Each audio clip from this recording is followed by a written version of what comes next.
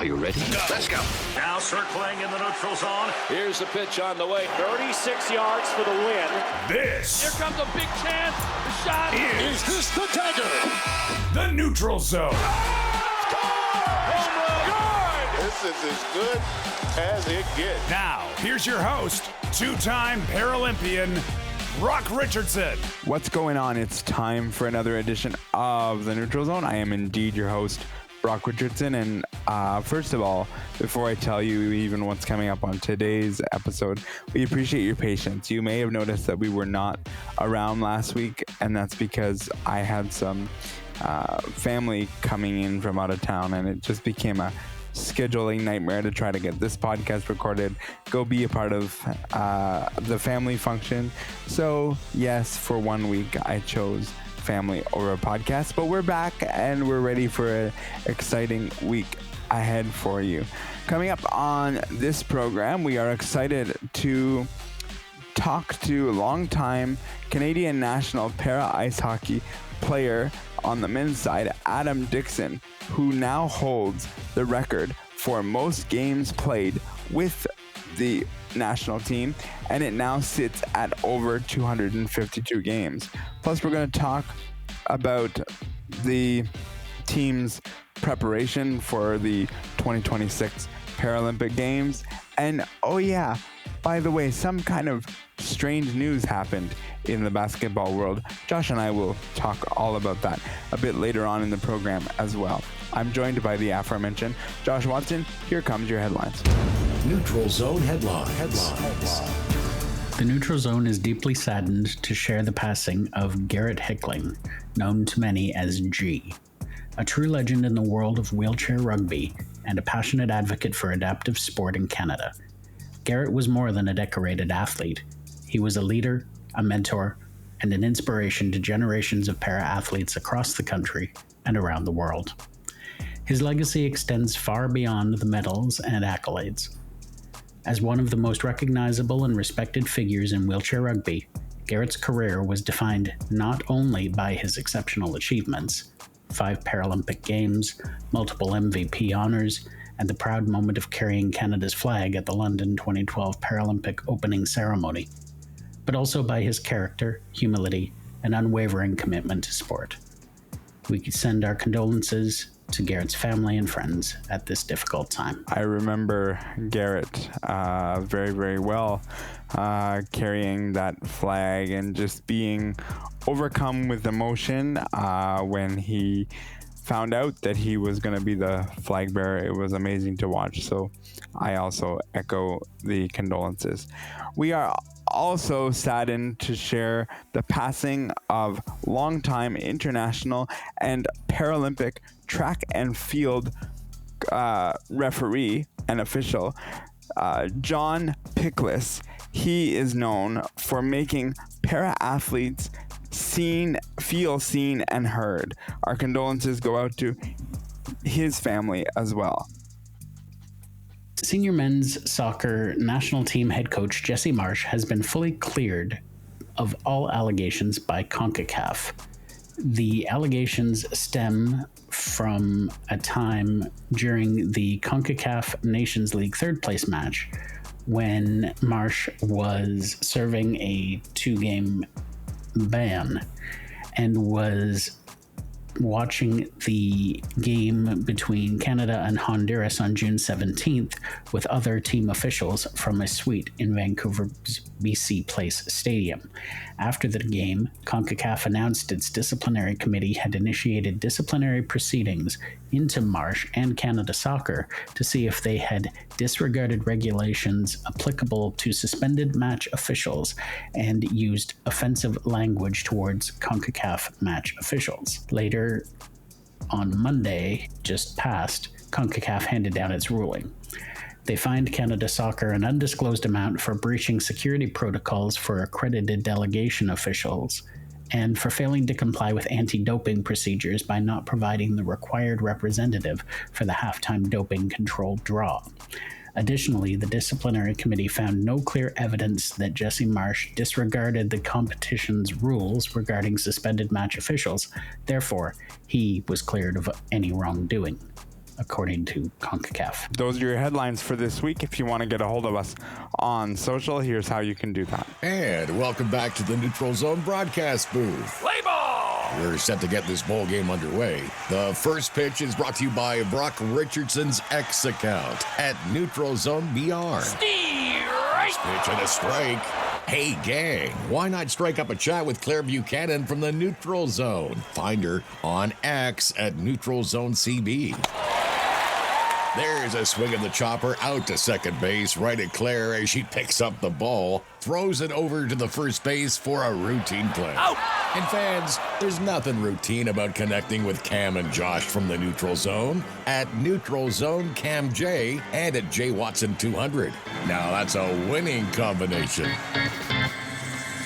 We are pleased and excited to be joined once again by men's para ice hockey player Adam Dixon. Adam recently surpassed most games played for Team Canada, and it now sits at over 252 games. Adam, welcome back to the program, and congratulations on the record. Oh, well, thanks for having me on again, and thanks for the congratulations. If we can start off, Adam, can you talk to us a little bit about when you first became aware of the fact that you were inching closer to the most games played for Team Canada? Yeah, I found out our last game that we played in Boston against the U.S. in a 2-game series, and our media guy, he's in charge of keeping all the stats and stuff, and he goes, "Hey, you're pretty close to something pretty cool."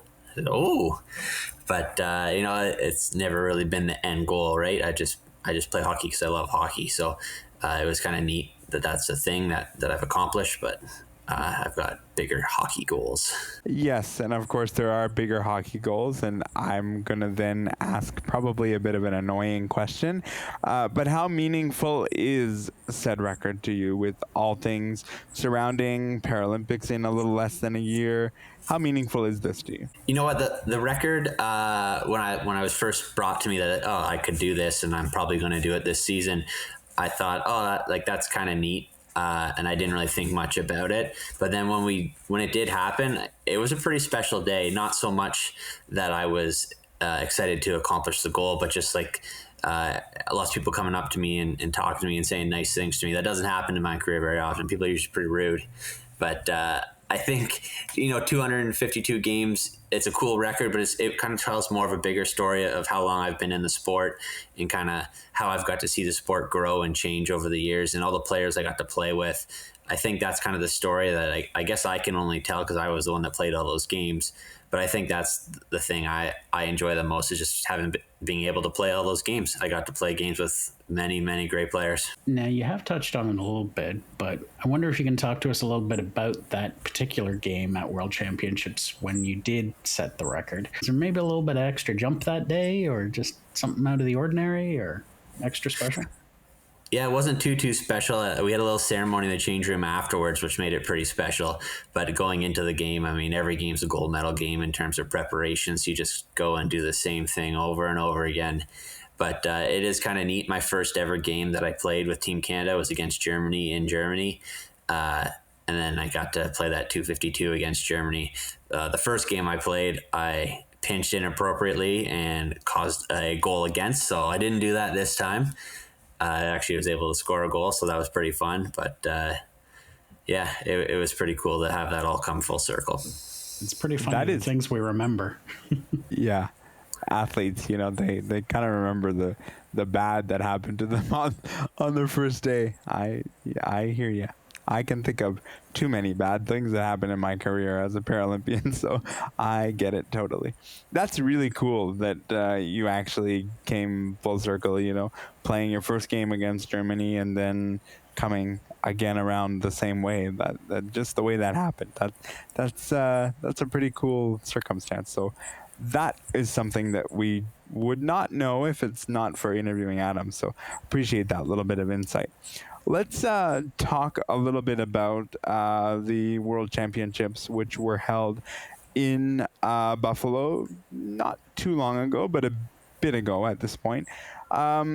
The end goal obviously was not achieved for you guys in the fact that you finished second. As any athlete in any team, you go into an event wanting to win gold. But given all that, what can your team take away from this World Championships towards Milan in 2026? Yeah, I mean, winning World Championships in 2024 kind of poked the bear a little bit and got the U.S. all worked up and put a little bit of jump in their training. So we can kind of do the same thing now. So now that we've lost, we can up our training and play the underdog and play from behind a little bit. So we can use that motivation throughout the summer to make sure we're not taking any days off. So that's a good thing that we can, a little silver linings. We can use that as fuel throughout the summer to train as we head to Milan. Our season is going to be jam packed, and we got to have everyone ready to go right at the beginning of the season. So I think that's a good thing. In terms of what did we learn in that game, I mean, there's no such thing as perfect hockey, but we're gonna have to play a very, very good game to beat the U.S. They're a great team, and when we get them get their best game, it's going to be a very tough one for us. So we got to make sure that we're ready to do those small, minute tasks in game to get the job done. Now, you mentioned that there are no days off. What does the schedule look like between now and the games in? Yeah, moving into Milan. So this is a different year for us heading into a Paralympics. Normally we would do a mini centralization where we'd get together a couple months before the games and kind of live together. But this year we're not doing that. We're going to take those same days and spread them out over the whole season. So whereas usually we get together for about a week a month and we play either in a tournament or have a training camp, this season we're going to double that commitment and we're going to be together 2 weeks a month.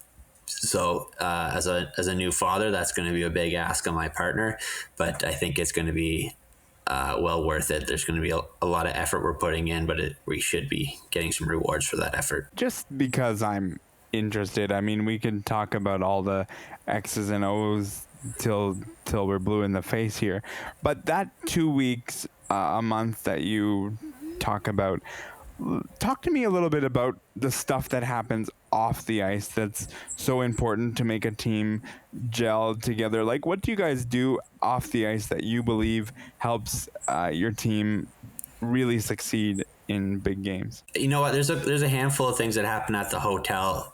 We spend a little bit of time on video. That would be kind of an official video meeting that would be held by coaches, but then individually as players we kind of get in rooms and you hang out in a hotel room and you talk hockey, or maybe you watch the NHL and you see a couple plays and now all of a sudden a whiteboard comes out and you're starting to draw up some stuff. So just having that time spent together has a lot of organic growth in it where we can talk hockey and kind of get some things figured out. But then also when you're just hanging out, you're just building friendships and building bonds.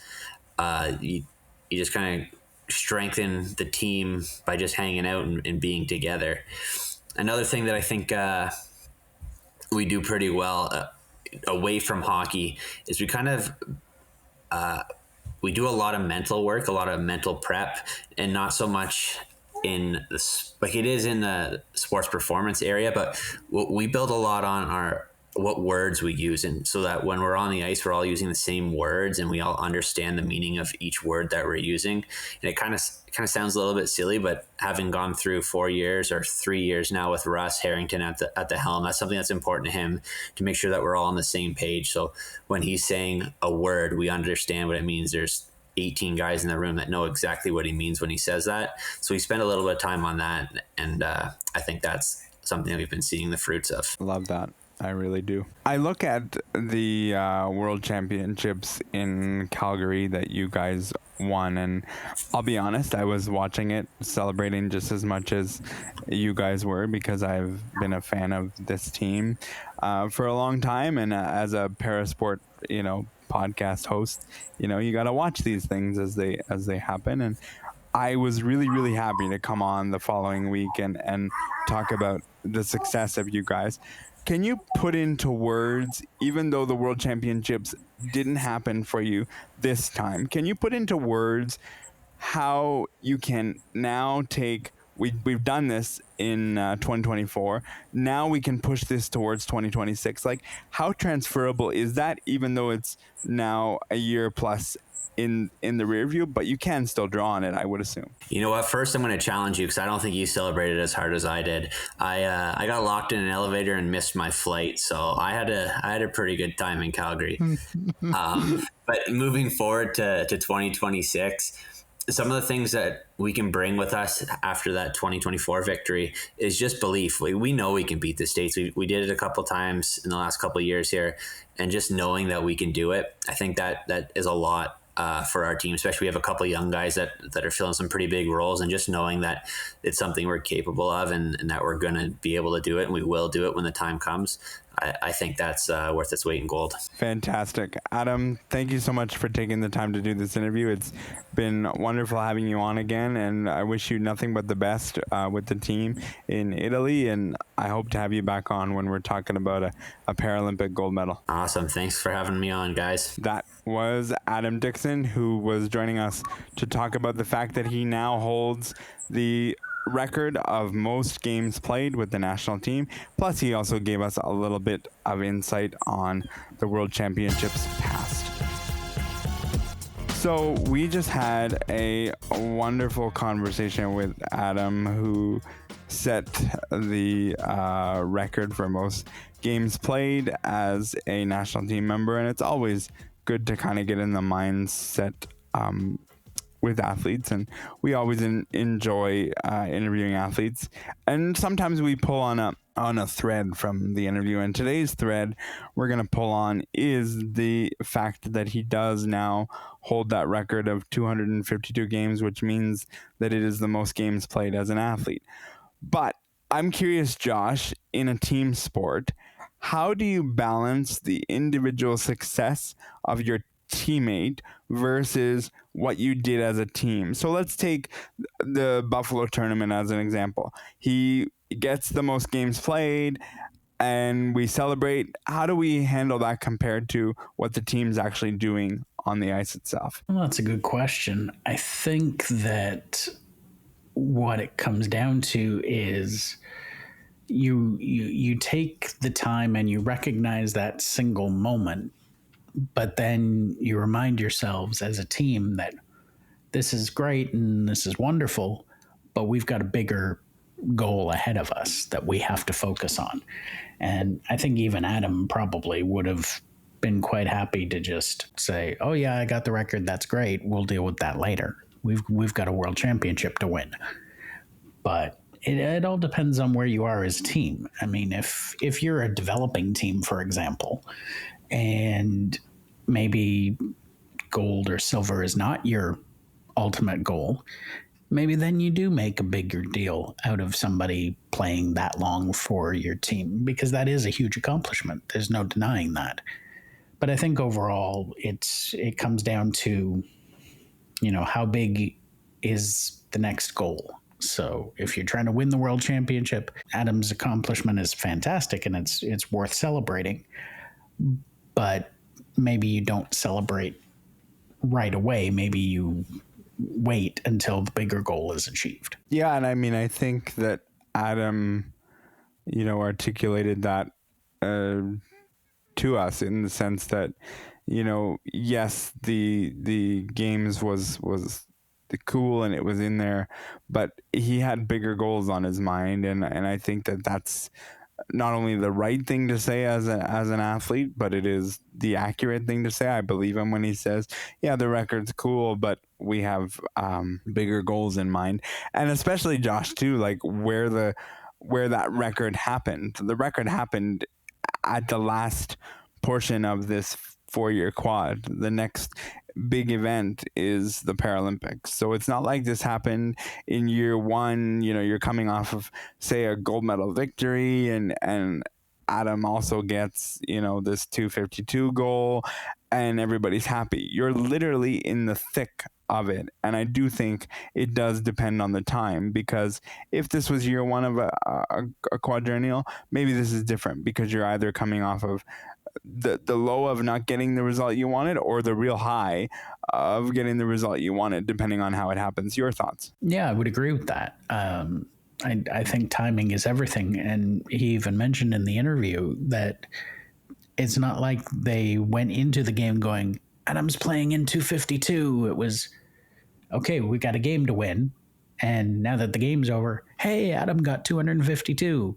So it was done after the game was done. It wasn't as if the moment was put in front of the game, which I think is very telling. Yeah, and it wasn't, and again, I'm not throwing stones at this either. It's going to sound like I am, but it wasn't one of those situations where, Ovechkin passes Gretzky for most goals scored, and the game literally stopped. And I'll be honest, I'll put my neck out there and say, I think the pomp and circumstance there was a bit ridiculous. In the middle of the game, you stop and you do that. I do think Team Canada Para Ice Hockey did it appropriately in the fact that they celebrated at the end of the game and not in the middle. I mean, I watched the ceremony with Ovechkin, don't get me wrong, but I'm like, really, we have to stop the game for 20 minutes? How fair is that to the opposing team and all this? So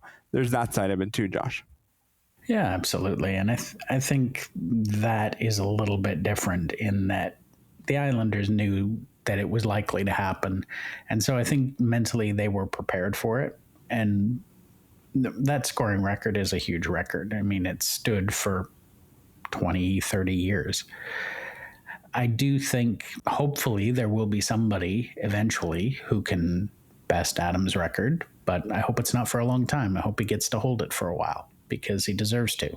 I've had a chance to play with and against him in local play, and he's a phenomenal player, and he's very good with his team. So, like, all the kudos in the world to the guy. He deserves this record. But I just think it's to speak to your earlier point, I think it's very important that the game was played and then the ceremony was held in the dressing room, because it's something that, from what I heard during the interview, it sounds like he wasn't even really aware of until the media guy said, hey, you're coming up on something. So yeah. And then it was like, oh, what is it, Yeah, like, what did I do? and very funny that he remembers giving up a play or pinching too hard on a play in his first game.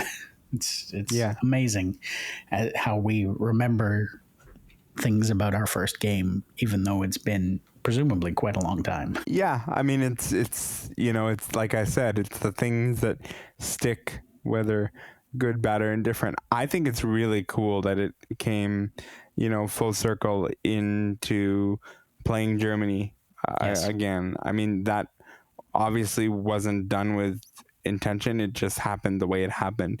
And I think that he articulated it well. It's cool when sports become full circle and it happens that way. So for me, that's the thing that I sort of took away from it. The full circle piece.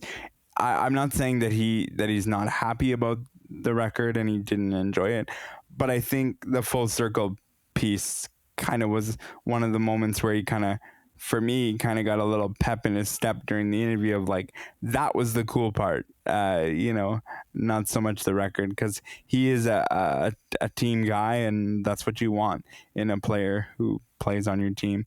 And for me, the episode title was an easy one. Today's athlete longevity, and that just speaks to the physical attrition that you have to be a part of.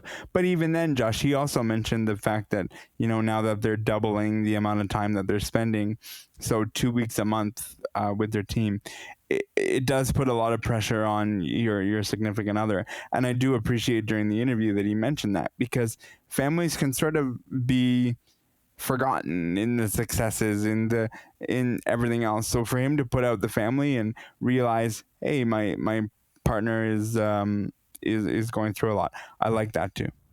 Absolutely. It's often the case where when you're in the midst of your sporting career, your family does get set aside, and it's unfortunate, but that's the way things are, unfortunately. But yeah, I think it's very important that he recognizes that hey, I'm a new parent and I'm taking a large chunk of my time away from my family, because that is something that you have to factor in. I think it's something that you and I have both discussed in the past about our own decisions regarding our careers, and that we're both at stages of life where we have family and they're playing a bigger and bigger role in our lives. And we have to then decide, are we going to continue with our sports, or are we going to focus on our families now? And I think too, and not to go down a bit of a tangent, but I think when you make these decisions, you make them based on, did I hit my pinnacle? Did I hit the point that I wanted to get to with the sport? Because of course the end goal for all para athletes, and if somebody tells you differently, they're lying to you. The end goal for all para athletes is, I would love to get to the Paralympics. But sometimes in some situations, you do have to stop and recognize, is that really attainable for me at this moment in time? Where am I at? Where's the sport at? What's going on? So everybody, their goalposts can be moved in a way that makes it so that, did I reach the goal that I set out for myself, or other people set out? And then the decisions start to roll from there of like, how does this impact me? How does this impact my family? Do I want to drive to Sudbury in the middle of winter? Do I want to, all of those things happen. And it's not one single decision. And I don't love it when people say, well, the pinnacle of your sport is whatever the highest level is. Well, I would agree only on the surface, but the pinnacle can be where you fit in at the moment you're at and where you are at in the sport. Your thoughts? Well, I would totally agree with that. You might want to make a Paralympics and you might want to win gold at the Paralympics. I think, as you said, that is everybody's goal when you are in a Paralympic sport. But you have to be realistic about your own abilities and the abilities of the competition around you, and say, is this a realistic goal? Is this a goal that I'm willing to do what it takes to achieve? Because it is a huge undertaking when you decide that, yeah, I want to make the Paralympics and I want to win. It means sacrificing in terms of your time and your energy and your diet and all these things you have to sacrifice for in order to get there. And for some of us, that decision is easy. Either the competition is a lot better than me, so it's not going to happen, or no, this is something that I really want and I'm going to do whatever it takes to go get it. Also, and I'll take the Adam situation as my example. Your goal can be, I want to win a gold medal at the Paralympic Games, which either happens or it doesn't. And let's say in the case of Adam, let's say it happens. And I believe he was part of the team that actually won gold. I'd have to totally fact check that, but I'm reasonably confident that he was a part of that team. But even then, you can say, so obviously the goal going into Milan is winning the gold medal. But if they don't, and let's say that the record hadn't been broken, the record can be the thing that then say, well, I've only got 15 games left and I want to accomplish this. Because when we ask athletes and supporters and things of that nature, when we ask them, what do you have left to accomplish in your sport? It's not necessarily I want to accomplish this medal at this World Championships and that's it. They can come up with their own. This is what I want to accomplish and this is why. And it doesn't mean that something is right, wrong, or indifferent. It's just where people are at any given moment. Absolutely. You have to look at, where are you in relation to your competition? Where is your competition in relation to you? And sometimes, like me, the decision is fairly simple.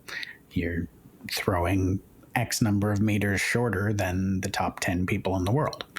If that's the case, well, then chances are you're not going to get there without a lot of hard work. And so then you have to ask yourself, are you going to put in that work or are you not?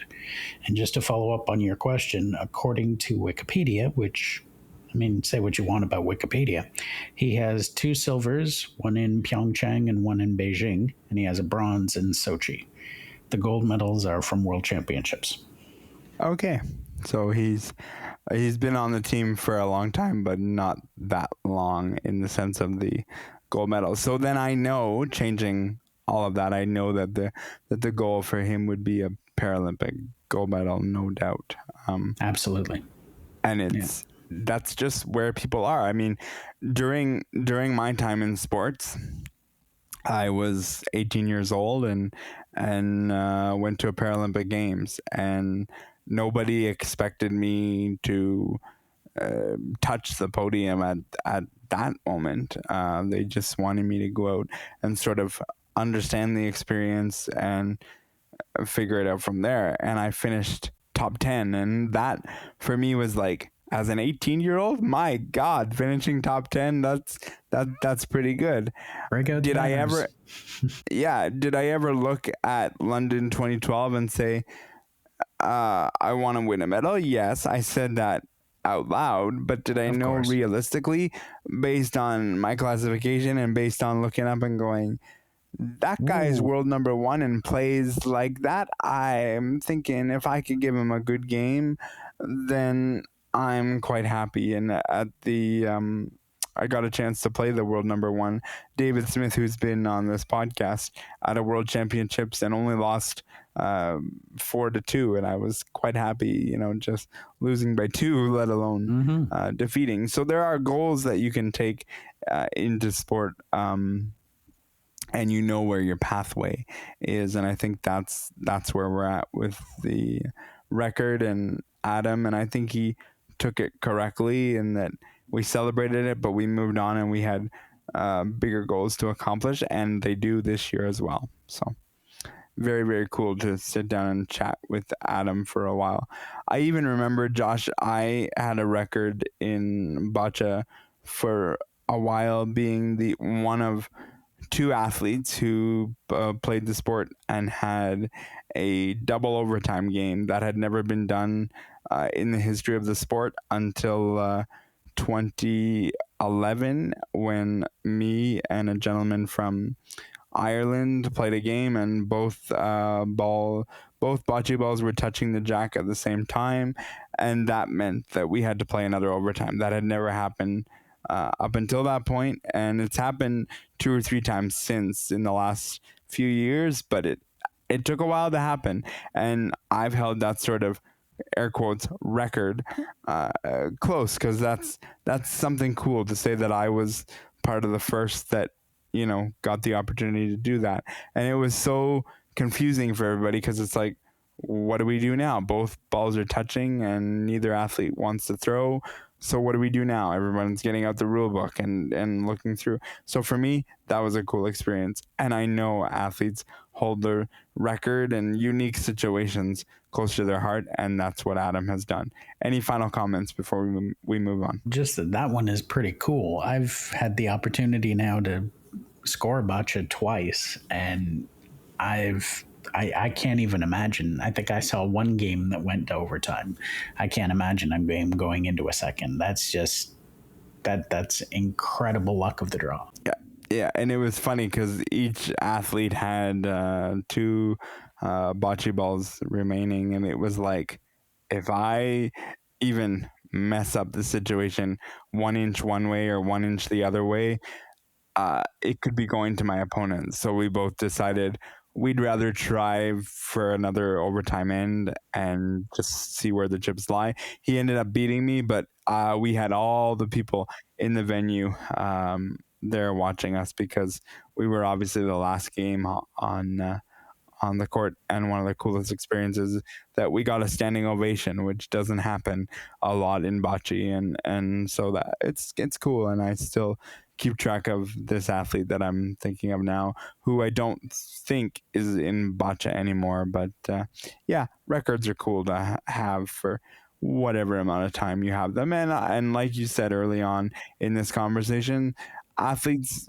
want records to be broken. Records are meant to be broken, and I think most athletes would sit and tell you, yeah, I want to be there when the person breaks the record to give them a congratulation. And I wasn't there during another double overtime game that happened to one of my teammates, Allison Levine, after, but I sent her a text and said, congratulations, you did it now. And many people have done it since. It mainly happens in international play versus provincially or in Canada. But yeah, pretty cool. Very cool. Something that we put on the agenda a couple of weeks ago, and then things happened where we didn't record the podcast. And honestly, one of a few reasons why I didn't say to my cohorts, why don't you guys do the show without me? And one of the reasons was because I didn't want this conversation to be had without me, because I have a lot to say on said topic that I'm going to bring up. And that is the fact that Masai Ujiri is no longer the vice chairman and president of the Toronto Raptors. He was entering his final year of the contract. Josh, I will let you go first. What was your reaction to this when you saw it? I was quite surprised. I felt like Masai basically could write his own ticket when it came to the Raptors. But I also remember that there was quite a bit of delay and pondering and such when this contract was signed. So it's entirely possible that the Raptors just didn't want to go through that again. But it is puzzling. I suppose you could look at it and say, well, Keith Pelly is now in charge of MLSE, and so maybe he wants his own guy or something along those lines. But overall, I was surprised. Okay, so here's where I'm gonna break this down, and then I'm gonna throw the ball back over to Josh, because I'm gonna give my thoughts, and then I'm gonna let Josh sort of balance me out on this one. So let me take you back to the day that Brendan Shanahan, who at that point was president of the Toronto Maple Leafs, we let go of Brendan Shanahan. I think everybody would say we expected that to happen, and nobody was surprised. But during the question and answer portion of that, he was asked, what is your thoughts on Masai Ujiri and the Toronto Raptors? And his response then was, I'm satisfied with the basketball program. I'm satisfied with how the rebuild is going, etc. Then he was asked about TFC, which I don't know a lot about the TFC situation, but I can tell you what I do know is only from this press conference. He was then said, what do you make of the TFC situation? I'm satisfied with the president and so on and so forth. Those two organizations will take care of themselves. Fast forward a little while later, he gets rid of the president of TFC, which again, I can take neither here nor there. Then he decides, I'm going to get rid of Masai Ujiri.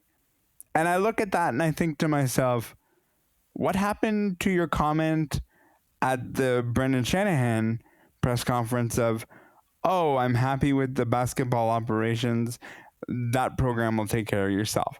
That's one. Second, where I'm really puzzled, and the reporters knew that everyone in the Toronto Raptors world fan base was also puzzled. Second piece was, well, what was missing in Masai Ujiri that you're going to find somewhere else? And Keith Pelly did nothing but stumble and trip over himself because he couldn't come up with what Masai was missing, to the point that he said, well, it's not that Masai is missing something, it's just time for a change. And then someone tries in a different form.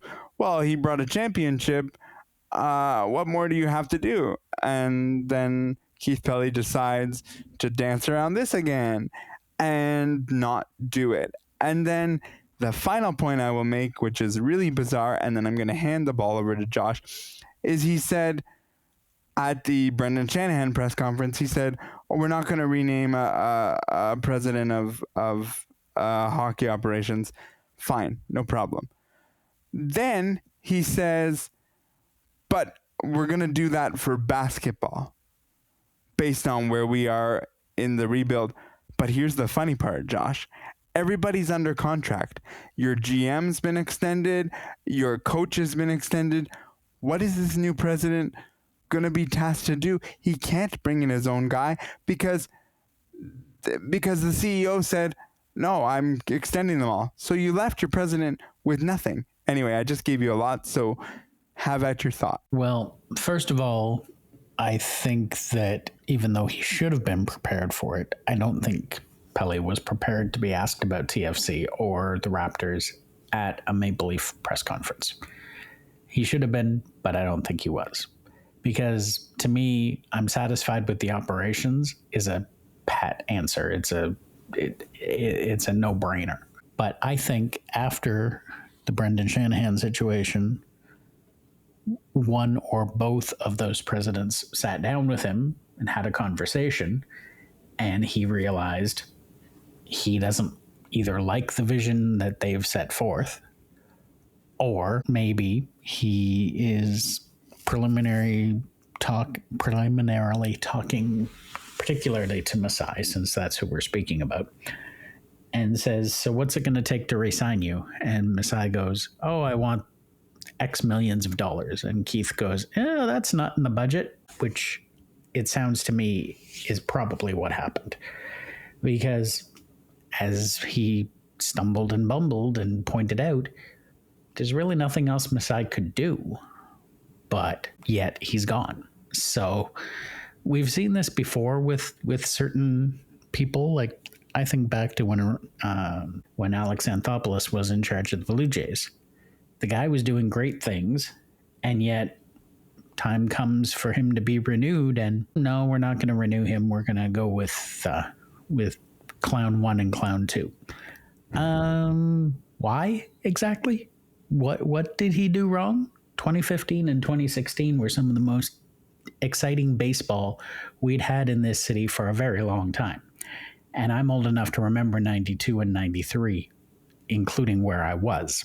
So I'm old enough to remember them. There were some years in the wilderness for that Blue Jay team after 92 and 93. And Alex brought us back to respectability, in my opinion. Sorry about the knuckle there. So I think this came down to money. I think Masai wanted probably to be the most highly paid GM in the league, if he isn't already. And I think Keith said, sorry, that's not in the budget. And that was that. It didn't matter how good he was or bad he was. It didn't matter what the team's record was. It didn't matter where they were in the rebuild. This is what I'm willing to pay a GM. And you want more than that, so you're out. I can't disagree with you with any of what you said. I just think the optics of this were so weird and so odd. And I left this part out because I wanted to give you a chance to rebuttal. But then the really most bizarre form of respect and admiration for a guy happened at the weirdest time. Let me explain. So apparently Masai went to Keith Pelley and had months of conversation. And at one point, Masai said to Mr. Pelley, if you're going to make a change, make sure it's after the draft. Well, it was the day after the draft. And then he was asked about that at the press conference. And he says, well, why did you fire him after the draft? And he said, well, Masai told me that if there was going to be a change, that he wanted it to be after the draft. Okay, respectable. You held your word. Here comes the real strange part, is that he then was asked, why would you trust Masai with the draft, which is the future of your organization, if you were then going to fire him and let him go? Well, because I trust Masai with the draft and Masai takes his job seriously. Again, respectable answer. But then he set himself up for the next question, which was, if you trusted Masai with this year's draft, why don't you trust him with the team that he's been running for X number of years? Fumbled and bumbled around that, and then miraculously the press conference is over. Like, Josh, there was so many things that I just go, huh? I know you respected him by acknowledging that he wanted it after the draft, but you left the guy with the most critical responsibility at the time of executing the draft, and then you said, no, we're moving on. Like, so bizarre to me. So bizarre. That is definitely bizarre. I would say that Masai being the figure that he is, I think he takes a lot of the spotlight away from Bobby Webster, who's actually the GM of the Raptors and who I would expect to do most of the work at the draft. And as you pointed out, Bobby got extended. So I think that has more to do with this situation than you might think it does. I know the optics are bizarre, and one thing we know about Keith is that he apparently can tap dance because that's what he's been doing.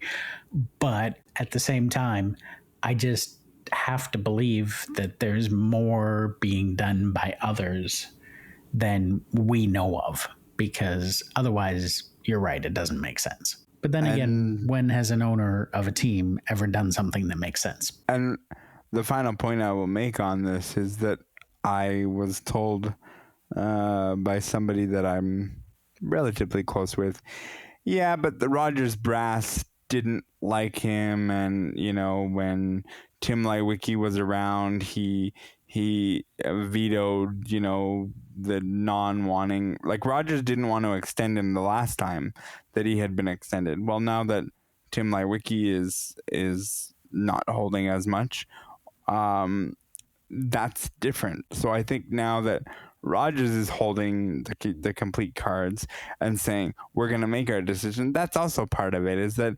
Rogers, there was obviously some disagreement over his last contract. So now that Rogers is fully in charge of this one, am I surprised that he's gone? Not really. But my goodness, what do you have to do for an organization? You won them a championship within the last decade, So what do you have to do? And I mean, Masai, as you aptly point out, Masai can write his own ticket anywhere he wishes and what he wants to do. But it's the things that he did outside of basketball that I think is going to make him known for who he is. The Giants of Africa coming to Toronto and being a part of that. The NBA championship, which I know is basketball, but just his presence around this team. The culture was literally built by Masai. This team was awful prior to Masai.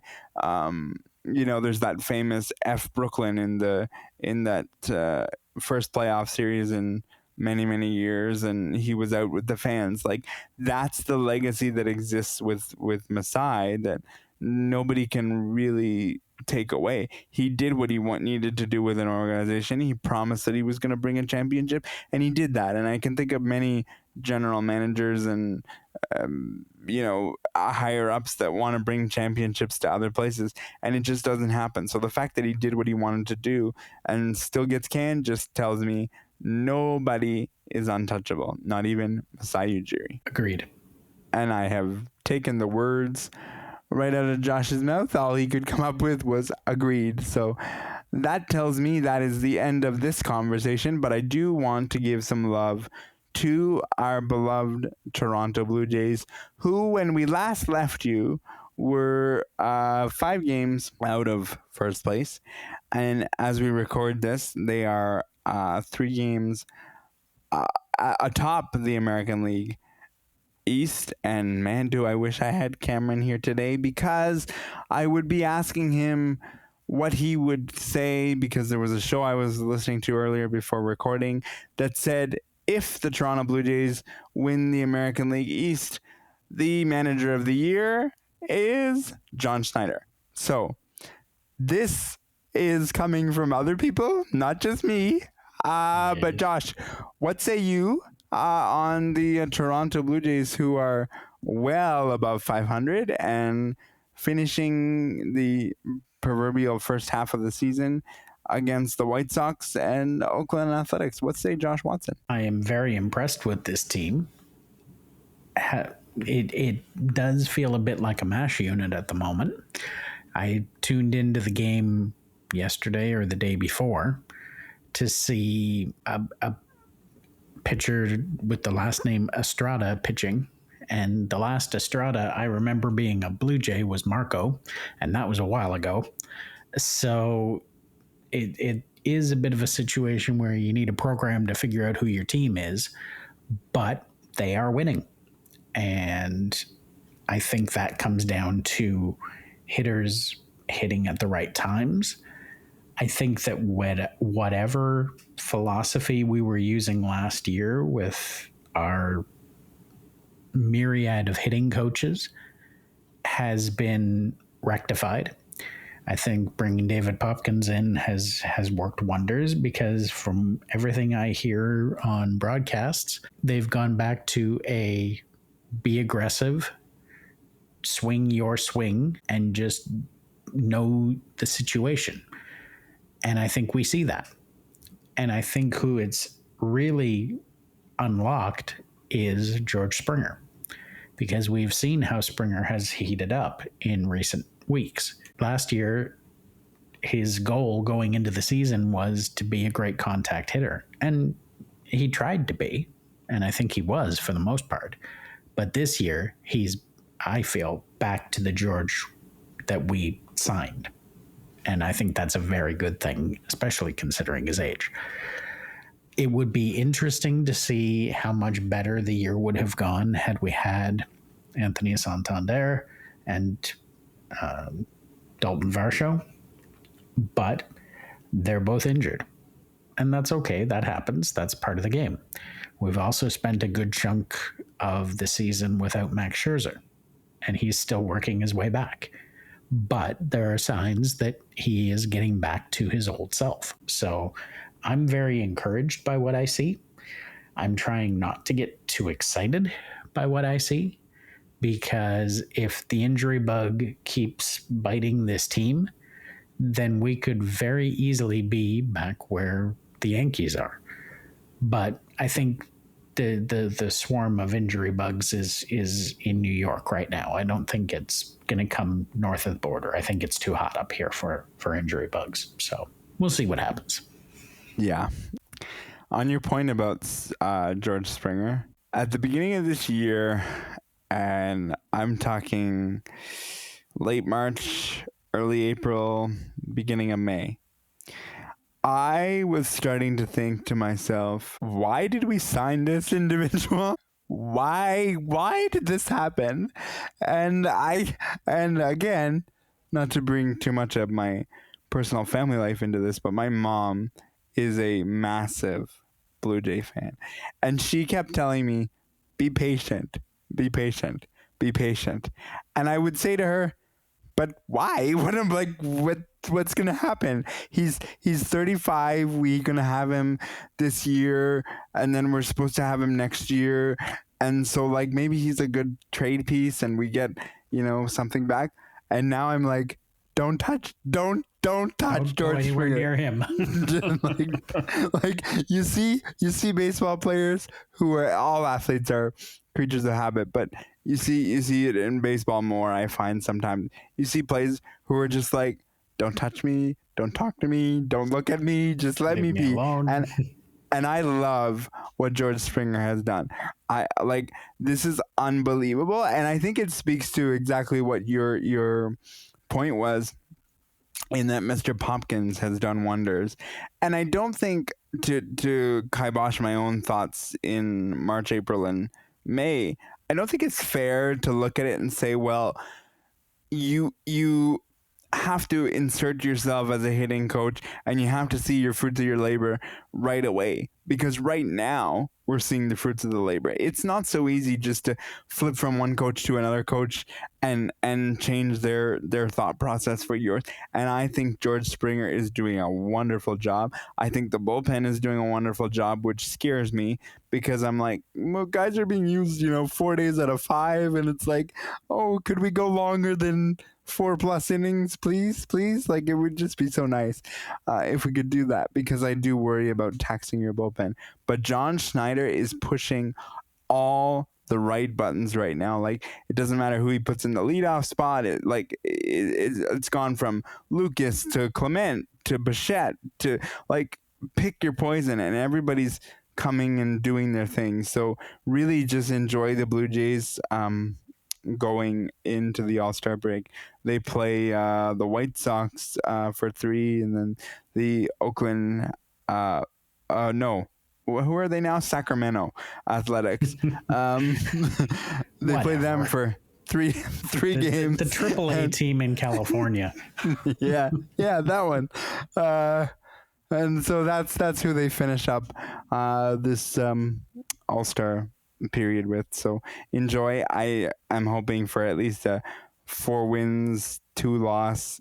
I would like it to maybe be 1 loss, but we'll see. I told many people prior to this that I would have been happy with a split with the Yankees. I was thrilled with 3 out of 4, and I was ecstatic for 4 out of 4. So you never know what happens with this Toronto Blue Jays team.